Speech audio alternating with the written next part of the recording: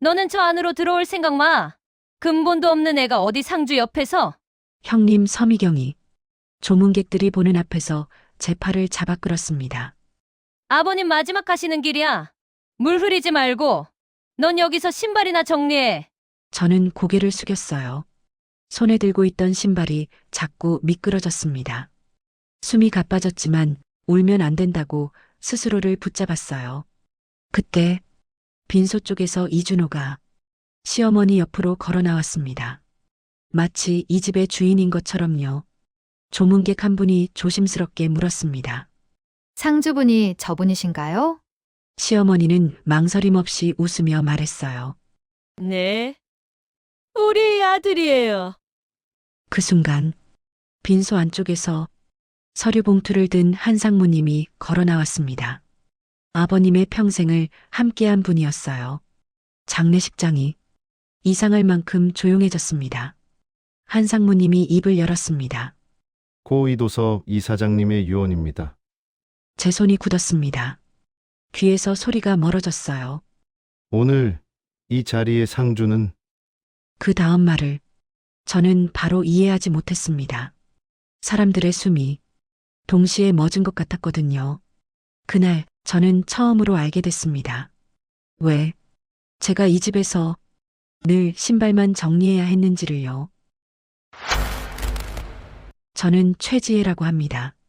지방에서 자랐고 지금은 방문간호사로 일했어요. 결혼하고 나서 시댁에서 살게 됐습니다. 그런데 이 집에서는 늘 숨을 고르게 됩니다. 시어머니는 제 말투 하나까지 놓치지 않거든요. 지혜야, 그렇게 말하면 품위가 없어 보여. 저는 습관처럼 고개를 숙입니다. 네, 어머님. 어릴 적 이야기를 하면 분위기가 더 조용해집니다. 저는 섬마을 해안가에서 발견된 아이라고 들었어요. 이름도 집도 부모도 아무것도 기억하지 못한 아이였다고요. 사람들이 제 주머니에서 찾은 건 낡은 은반지 하나뿐이었습니다. 그래서 저는 그 반지를 목걸이에 걸어 지금까지 가지고 있습니다. 부모를 찾으려는 시도도 있었지만 결국 저는 보육원으로 보내졌고 최지혜라는 이름으로 살게 됐습니다. 민수를 만나 결혼했을 때 저는 처음으로 가족이 생겼다고 생각했어요. 하지만 시댁에서는 늘 조심스러웠습니다. 어느 날 시할머니 댁으로 방문간호를 나갔습니다.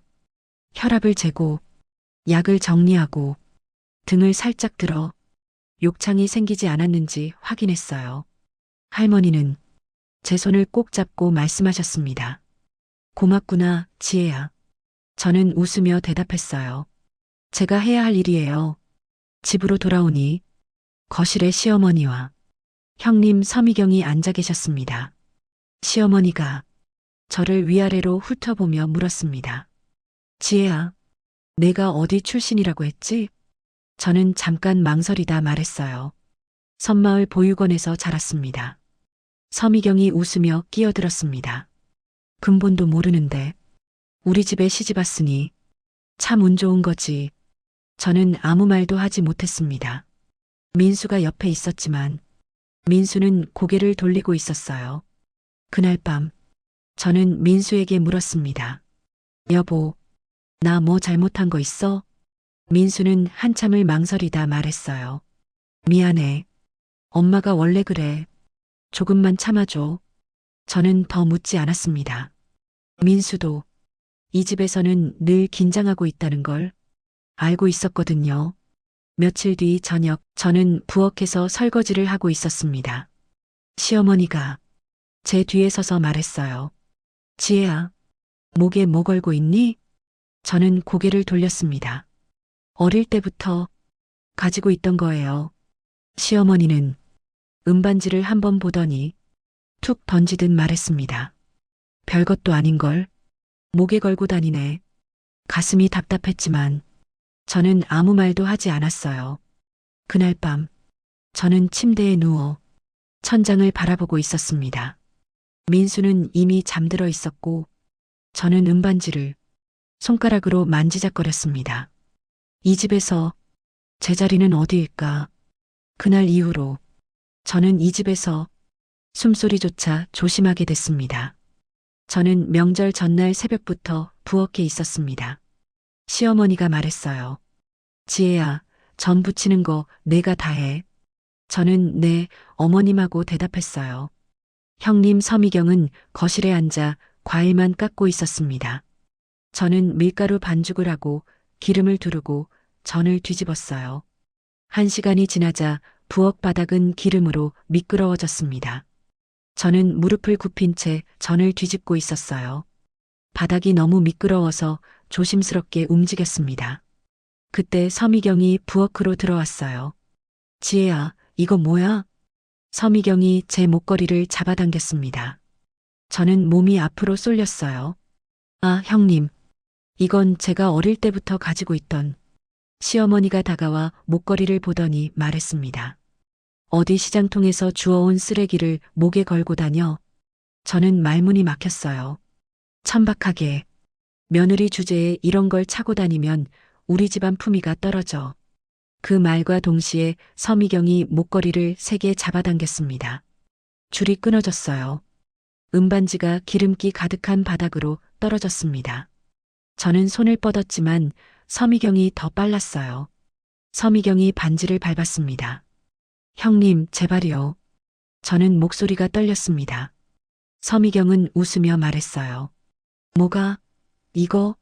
서미경이 발을 비틀었어요. 저는 바닥을 기어갔습니다. 기름이 손에 묻었고 무릎이 미끄러졌어요. 지혜야, 왜 그래? 그냥 버리면 되잖아. 시어머니가 말했습니다.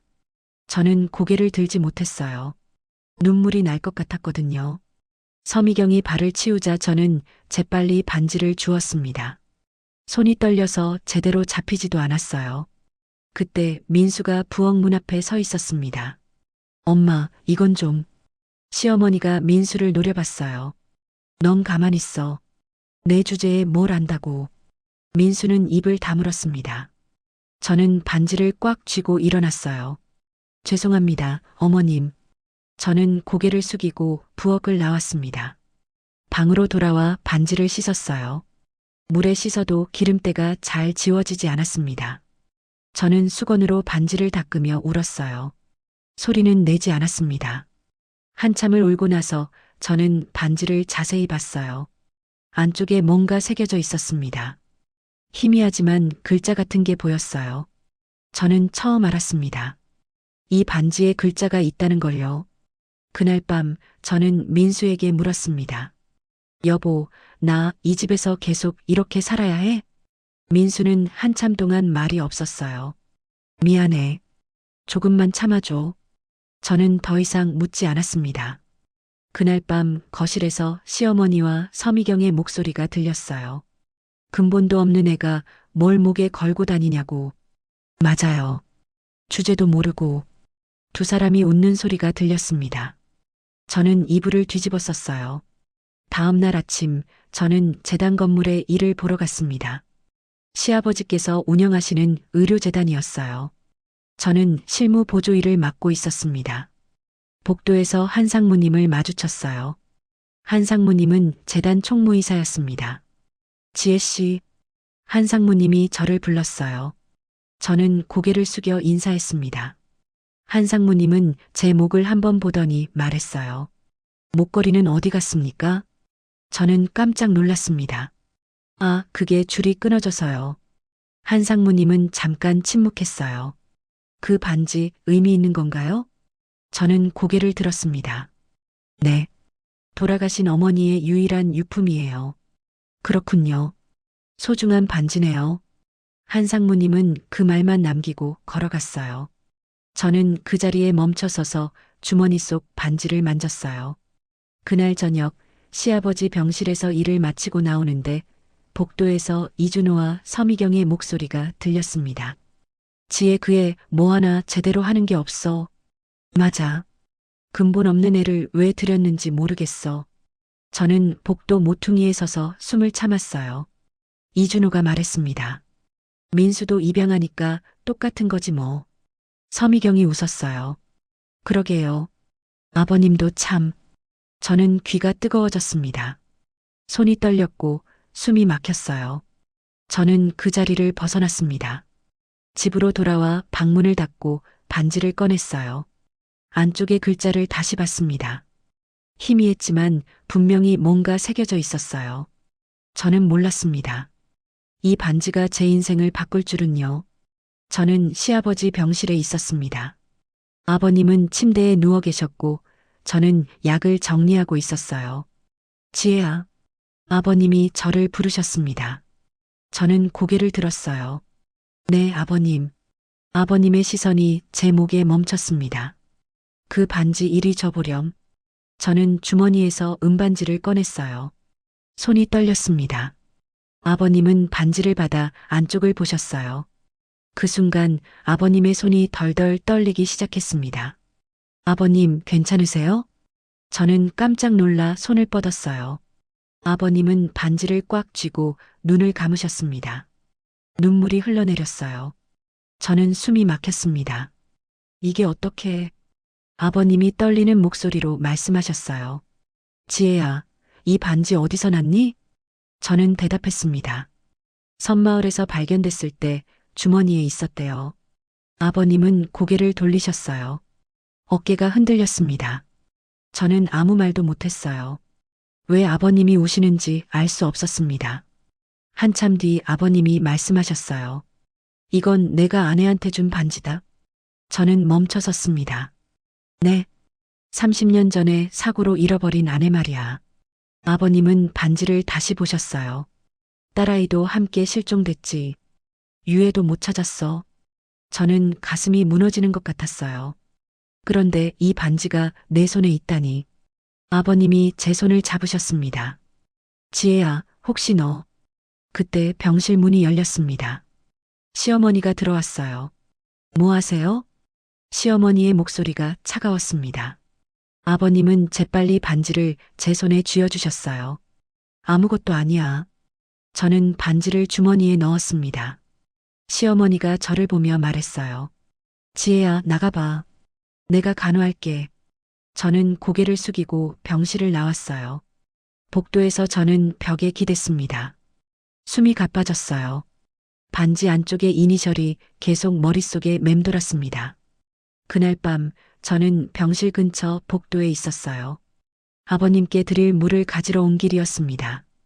그때 병실 밖에서 목소리가 들렸어요. 시어머니였습니다. 이번엔 오래 못 버틴대. 이준호가 대답했어요. 그럼 이제 정리해야죠. 서미경이 웃으며 말했습니다. 이사장님 지분이 얼마였죠? 재단 경영권까지 합치면 꽤 되지. 이준호의 목소리가 들렸어요. 저는 복도 모퉁이에 숨어 숨을 죽였습니다. 민수 몫은 어떻게 해요? 서미경이 물었어요. 입양하니까 빼야지. 시어머니가 단호하게 말했습니다. 지혜는요? 며느리가 무슨 상속을 받아? 웃기고 있네. 세 사람이 웃었어요. 그리고 서미경이 말했습니다. 명절 때 그 반지 있잖아요. 저는 온몸이 얼어붙었어요. 제가 발로 밟아버렸잖아요. 바닥에 기어다니는데 진짜 웃겼어요. 세 사람의 웃음소리가 복도에 퍼졌습니다. 저는 귀를 막고 싶었어요. 하지만 손이 움직이지 않았습니다. 근본 없는 애가 뭘 목에 걸고 다니냐고 시어머니가 말했어요. 저는 눈물이 났습니다. 분노가 치밀어 올랐어요. 저는 그 자리를 벗어났습니다. 다음 날 저는 재단 건물에서 한 상무님을 찾았어요. 상무님, 한 상무님이 저를 보셨습니다. 지혜 씨, 저는 목소리를 낮췄어요. 아버님이 제 반지를 보시고 우셨어요. 한 상무님은 잠깐 침묵했습니다. 알고 계셨죠? 저는 물었어요. 한 상무님은 고개를 끄덕였습니다.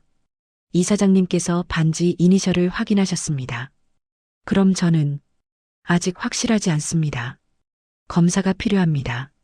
한 상무님이 서류 봉투를 꺼냈어요. 이사장님께서 준비하라고 하셨습니다. 저는 봉투를 받았습니다. 유전자 검사 의뢰서였어요. 왜 저한테 말씀하시는 거예요? 한 상무님이 말했습니다. 이사장님의 뜻입니다. 저는 숨이 막혔어요. 왜요? 가족들이 위험해질 수 있으니까요. 한 상무님은 그 말만 남기고 자리를 떠났습니다. 저는 봉투를 꽉 쥐었어요. 그날 밤 저는 민수에게 말했습니다. 여보, 나 더는 못 참겠어. 민수가 놀라 저를 봤어요. 무슨 일이야? 시어머니랑 형님이 당신 입양하라고 놀렸어. 재산 상속에서 빼야 한다고 했어. 민수의 얼굴이 굳었습니다. 그리고 나한테도 그랬어. 며느리 주제에 뭘 받냐고. 저는 울지 않았어요. 화가 나서 울 수가 없었습니다. 민수가 주먹을 쥐었어요.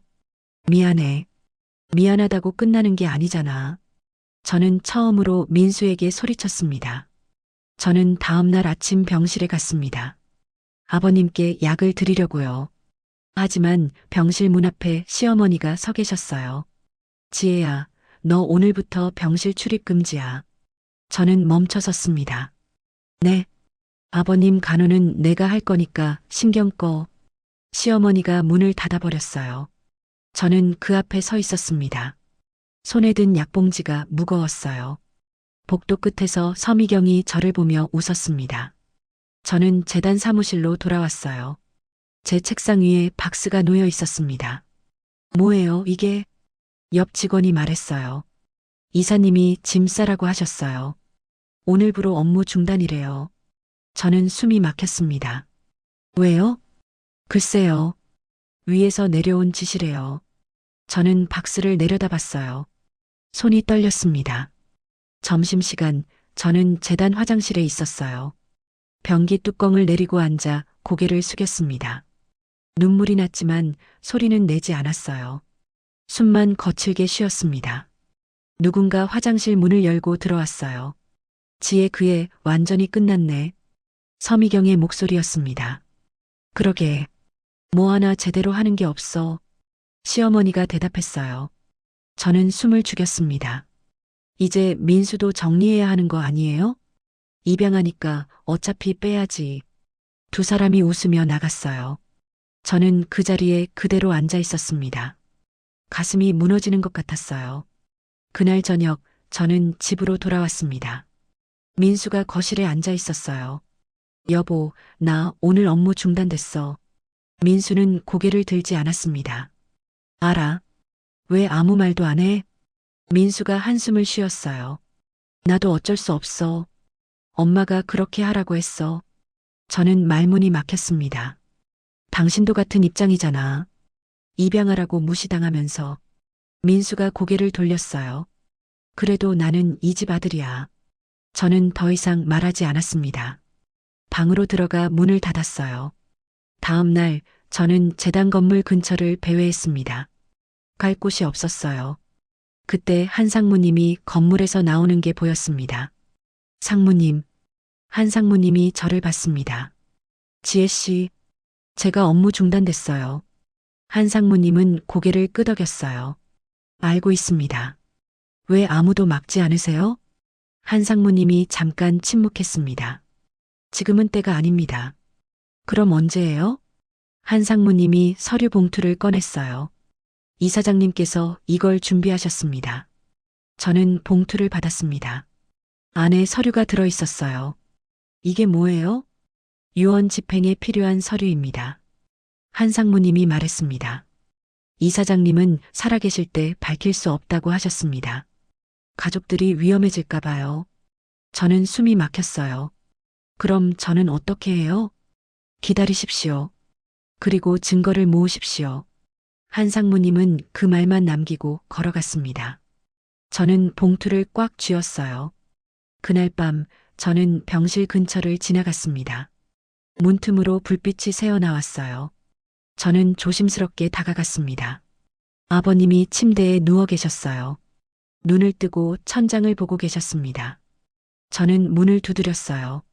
아버님. 아버님이 고개를 돌리셨습니다. 지혜야. 저는 병실로 들어갔어요.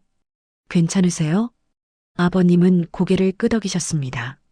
내가 오지 않아서 궁금했단다. 시어머니가 출입 금지시키셨어요.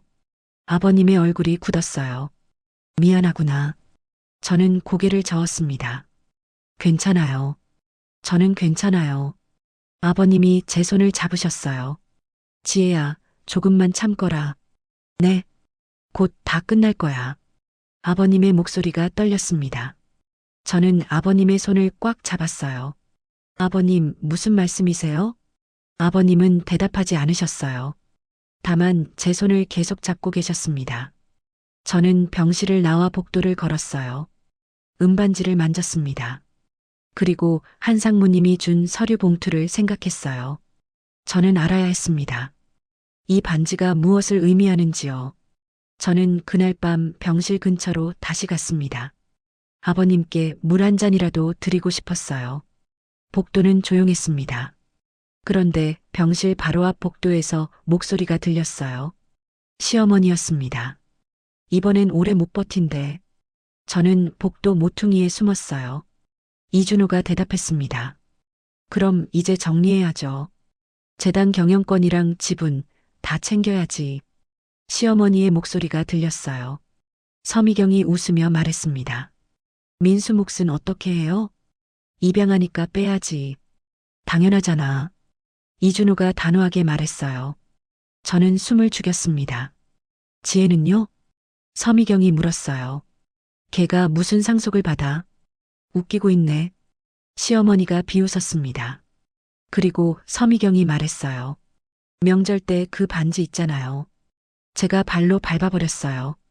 저는 온몸이 얼어붙었습니다. 바닥에 기어다니는데 진짜 웃겼어요. 세 사람이 웃었어요. 저는 주먹을 꽉 쥐었습니다.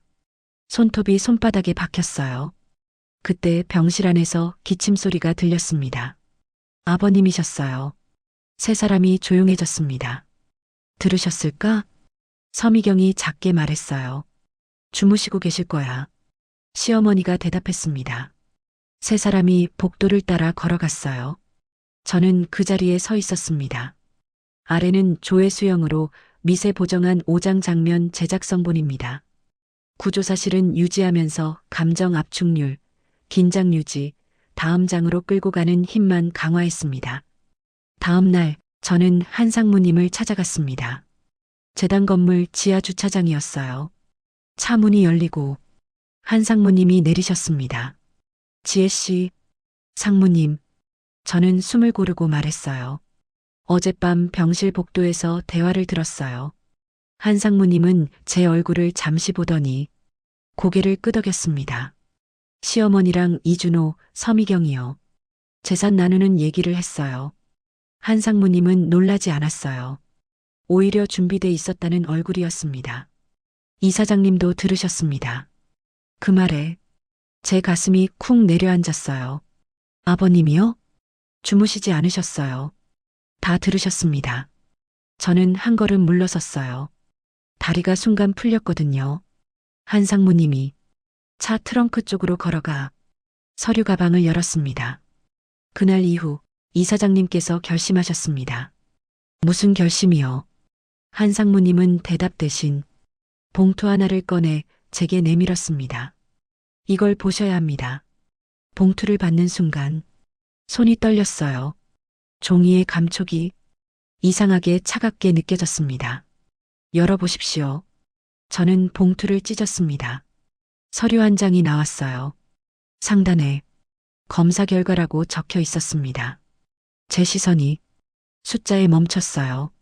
친자 관계 확률 99.9%. 글자가 흔들려 보였습니다. 숨이 막혀서 한동안 소리를 못 냈어요. 저는 말이 잘 나오지 않았어요. 저는 아버님의 친딸입니다. 한상무님의 목소리는 낮고 단정했습니다. 그 순간 주차장 소음이 멀어졌어요. 차 지나가는 소리도 사람 발소리도 모두 사라진 것 같았습니다. 이게 어떻게 지금으로선 전부 설명할 수는 없습니다. 다만 분명한 건 이사장님께서 오래전 잃었다고 믿었던 딸이 지혜 씨라는 겁니다. 눈물이 났어요. 참으려고 했는데 턱이 먼저 떨렸습니다. 이사장님께서는 이 사실을 바로 밝히지 않으셨습니다. 가족들이 지혜 씨를 해칠 수 있다고 판단하셨거든요. 그 말에 등줄기가 서늘해졌어요. 그래서 어떻게 하신 거예요? 한 상무님은 또 다른 서류 봉투를 꺼냈습니다. 유언을 준비하셨습니다. 유언 집행은 제가 맡았습니다. 저는 서류를 넘겼어요. 첫 장에 제 이름이 있었고 그 아래에 직위가 적혀 있었어요. 재단 이사장, 다음 장에는 경영권, 그 다음 장에는 전 재산, 손에서 힘이 빠졌어요. 서류가 바닥으로 떨어질 뻔했습니다. 이게 진짜예요? 법적으로 유효합니다. 잠시 아무 말도 못했어요. 상무님, 제가 겨우 물었습니다. 그럼 제가 이제 뭘 해야 해요? 한 상무님은 잠시 침묵하다 말했습니다. 기다리십시오. 그리고 증거를 지키십시오. 차 문이 닫혔고 한 상무님은 그대로 떠났습니다. 저는 주차장에 혼자 서서 봉투를 꽉 쥐고 있었어요. 그제야 깨달았습니다. 이건 선물이 아니라는 걸요. 이제부터 누군가는 저를 가만두지 않을 거라는 걸요. 그날 저녁 저는 민수에게 말했습니다. 여보, 목소리가 조금 떨렸어요. 나 유전자 검사 받았어. 민수가 고개를 들었습니다. 표정이 바로 굳었어요. 왜 그런 걸 받아? 아버님이 시키셨어. 저는 숨을 한번 고르고 말했어요. 결과가 나왔어. 잠깐의 정적이 흘렀어요. 민수가 말을 재촉하지 않았습니다. 나 아버님 친딸이래. 민수의 눈이 커졌어요. 입을 열었다가 다시 닫았습니다. 뭐라고? 30년 전에 사고로 실종된 딸. 그게 나였어. 민수는 그대로 굳어 있었습니다. 숨을 쉬고 있는지조차 잘 보이지 않았어요. 저는 가방에서 서류 봉투를 꺼냈습니다. 이게 증거야. 민수가 천천히 서류를 받아들었습니다. 페이지를 넘기는 손이 조금씩 흔들렸어요. 한 장, 또 한 장. 시간이 꽤 흘렀는데도 민수는 아무 말도 하지 않았습니다. 그럼 너는? 민수가 겨우 말을 꺼냈어요. 아버님이 모든 걸 내게 물려주셨어. 재단도 경영권도 전부. 그 말이 끝나자 민수는 고개를 숙였습니다. 미안해. 그 한마디가 방 안에 떨어졌어요. 저는 민수를 바라봤습니다. 그리고 천천히 말했어요. 미안하다고. 끝나는 게 아니야. 민수가 고개를 들었습니다. 제 눈을 처음으로 똑바로 봤어요. 나 이제 더는 참지 않아. 제 목소리가 생각보다 단단하게 나왔습니다. 이 싸움 나는 피하지 않을 거야. 잠깐의 침묵 끝에 민수가 말했습니다. 나도 이번엔 내 옆에 설게. 그 순간 저는 혼자가 아니었어요. 저는 아버님이 돌아가신 날을 또렷하게 기억해요. 새벽에 병원에서 전화가 왔습니다. 저는 잠옷 위에 외투만 걸치고 병원으로 달려갔어요. 하지만 병실 앞에서 시어머니가 제 앞을 막아섰습니다. 너는 들어올 필요 없어. 저는 그대로 멈춰 섰어요. 목이 꽉 막혔습니다. 어머님, 아버님을 가족만 들어가면 돼. 너는 밖에서 기다려. 시어머니는 그렇게 말하고 병실 문을 닫아버렸어요. 저는 복도에 혼자 서 있었습니다. 눈물이 났지만 울면 안 된다고 스스로를 눌렀어요. 그날 이후 장례식 준비는 시어머니와 이준호가 전부 맡았습니다. 저는 아무것도 할 수 없었어요. 장례식 당일 저는 상복조차 입지 못했습니다. 너는 저 안에 들어갈 생각 마. 시어머니의 말에 저는 말없이 현관으로 밀려났어요. 신발을 정리하고 있던 저를 서미경이 팔꿈치로 툭 밀었습니다. 아버님, 마지막 가시는 길이야. 물 흐리지 말고 여기서 신발이나 정리해. 조문객들의 시선이 제게 꽂혔어요. 얼굴이 달아올랐고 손에 쥔 신발이 미세하게 떨렸습니다. 그때 이준호가 시어머니 옆에 섰습니다. 자연스럽게 마치 이 집의 중심인 것처럼요. 조문객 한 분이 물었습니다. 상주분이 저분이신가요? 시어머니는 웃으며 대답했어요. 네, 우리 아들입니다. 그 순간 제 손에서 신발이 떨어졌습니다. 그때였습니다. 빈소 안에서 서류 봉투를 든 한상무님이 천천히 걸어 나왔습니다. 장례식장이 순식간에 조용해졌어요. 한상무님이 말했습니다.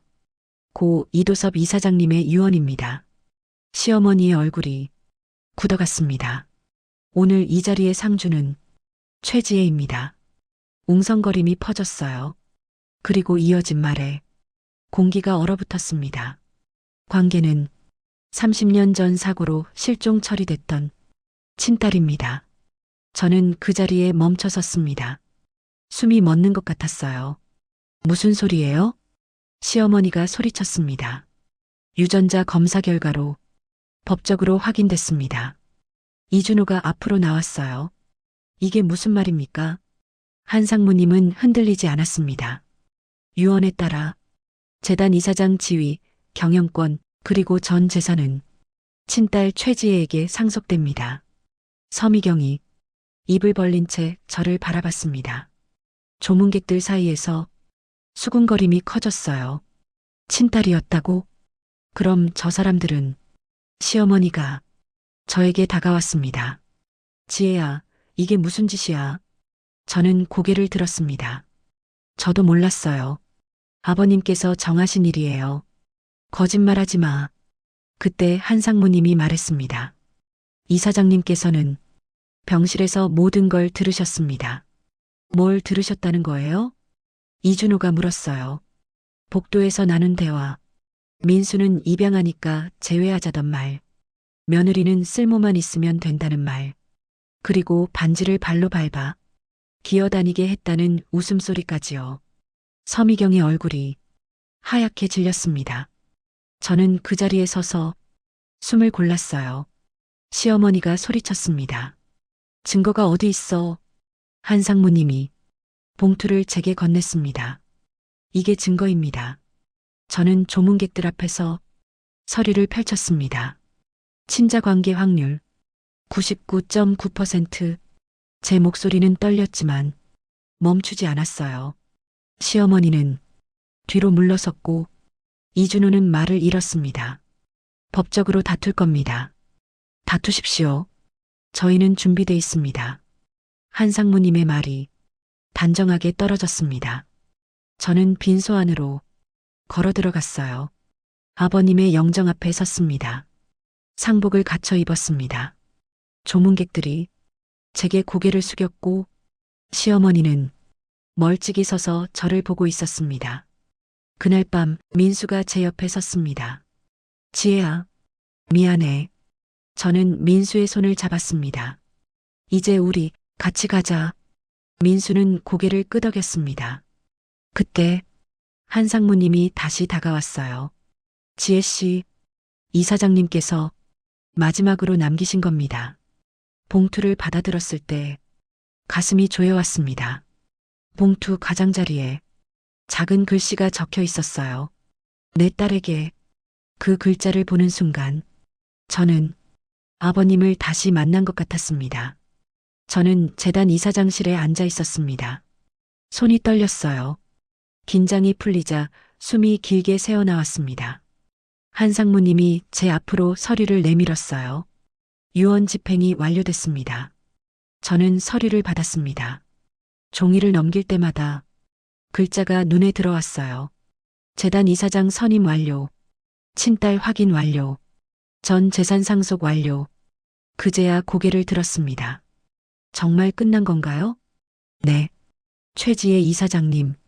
그 호칭이 아직은 낯설게 들렸습니다. 며칠 뒤 시어머니와 이준호, 서미경은 경찰 조사를 받았습니다. 혐의는 재단 횡령과 학대였습니다. 병원 기록과 증언은 이미 확보돼 있었습니다. 저는 경찰서 앞에 서 있었어요. 시어머니가 차에 타기 전 저를 한번 바라봤습니다. 지혜야. 저는 아무 대답도 하지 않았습니다. 시어머니는 고개를 숙인 채 차에 올랐습니다. 민수가 제 옆에 서 있었습니다. 괜찮아? 응. 저는 고개를 끄덕였어요. 민수는 그날 이후 본가에 가지 않았습니다. 말없이 제 옆자리를 선택했습니다. 며칠 후, 저는 아버님 산소에 갔습니다. 낡은 은반지 목걸이를 다시 목에 걸었어요. 차갑던 반지가 천천히 따뜻해졌습니다. 아버님, 저 잘 지내고 있어요. 바람이 불었고, 저는 잠시 눈을 감았습니다. 지금 저는 아버님이 남기신 재단에서 제 이름으로 일하고 있습니다. 가족이라고 믿었던 자리는 핏줄이 아니라 선택과 진실로 만들어진다는 걸 이제야 알게 됐습니다. 제 이야기를 끝까지 들어주셔서 정말 감사합니다. 저는 제 삶을 제가 지키겠습니다.